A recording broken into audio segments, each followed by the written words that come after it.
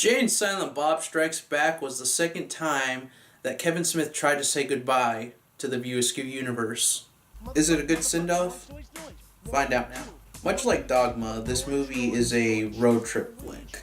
Jay and Silent Bob find out there's a movie being made about their comic book counterparts, Blunt Man and Chronic. I got nothing to do with it. That's Banky's deal. He owns the property now. I sold my half of the Blunt Man and Chronic rights to him years ago.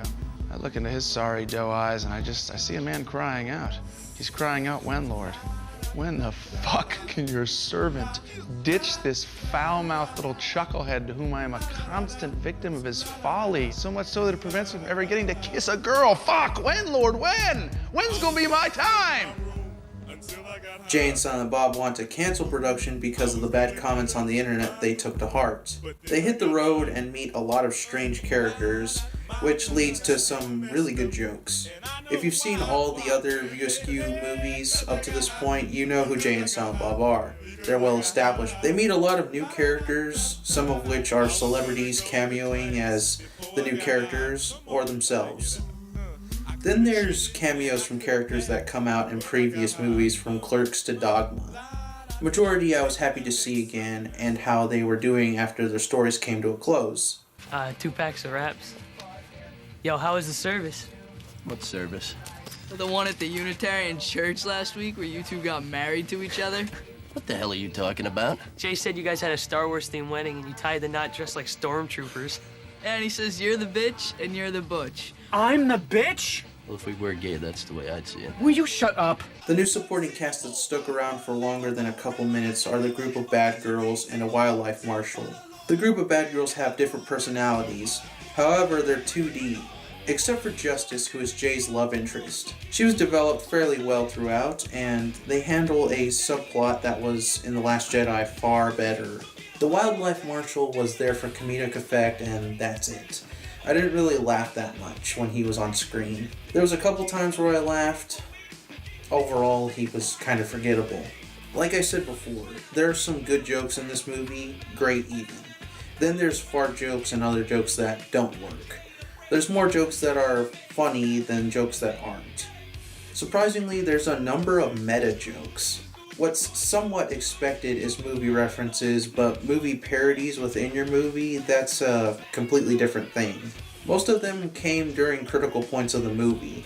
Others are just used for laughs. It's somewhat mirroring the writing style of Clerks the Animated Series, where plots of Clerks the Animated Series went from grounded to turning into parodies of movies that have pop culture significance, such as Fugitive, Planet of the Apes, Batman 89, etc. Casting-wise, everyone does good, the cameos being the most effective. My favorites being Carrie Fisher, Mark Hamill, George Carlin, Chris Rock, Ben Affleck, Brian O'Halloran, and Jeff Anderson. Those are standouts, seeing as there's no drama aspect like in the other movies. No one really lets their acting chops shine. It's just pure comedy. The soundtrack is pretty good, with songs from different decades and genres. This is one of the better soundtracks in the Viewaskew universe. Before the climax of the movie, it was good, with some stuff that didn't work as much. Once Jay and Silent Bob get to Hollywood, that's when the movie parodies and jokes go through the roof. The climax is great. It gives a very satirical look on the behind-the-scenes process and making of indie movies and Hollywood blockbusters. I think it ended strong, with the duo having numerous callbacks to earlier films, and a satisfying conclusion. One thing that bugs me is this one particular scene. Spoilers ahead. Click to the timecode if you don't want spoilers.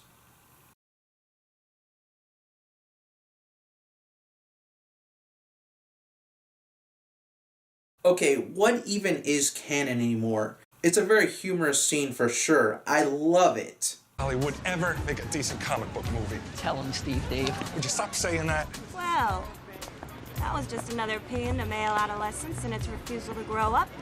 Yes, sis, but it was better than Mallrats. Mallrats? How do you know it? Is Mallrats an event in the Viewaskew universe, or was it fictional this whole time? What's canon? Took his name off of it. Why wouldn't Miramax option his other comic instead? The one with you and him and your relationship? What, Jason Amy? That never worked as a movie.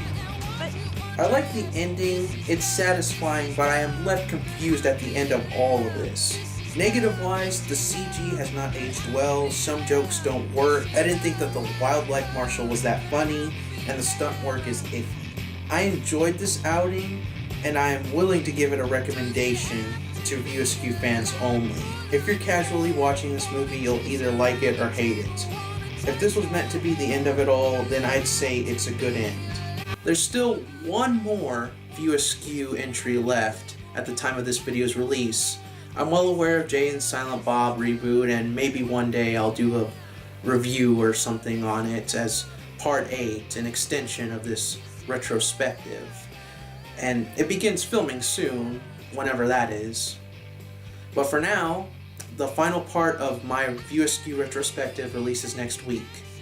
So if you're interested, join me for part 7.